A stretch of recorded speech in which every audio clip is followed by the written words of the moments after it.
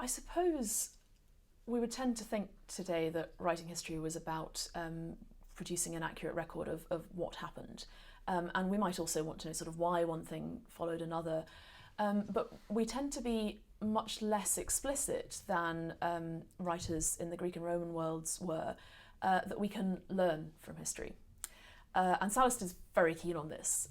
He is keen to show that by looking at good and bad deeds, and he's extremely unafraid of using very value-heavy terms like that, we can learn from the past and behave better in the future.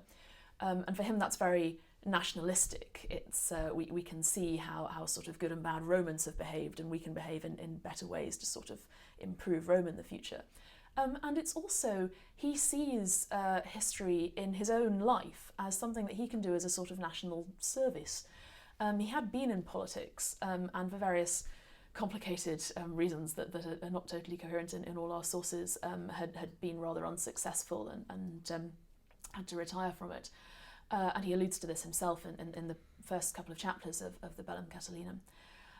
And he says, well, so because it hasn't really worked for me in politics, I'm going to write history instead, because that will be my service to the state. Everybody who reads this will be able to see what is to be avoided and what is to be emulated. So certainly didactic, and also exemplary, with sort of particular people held up as good or bad models for the individual reader to follow.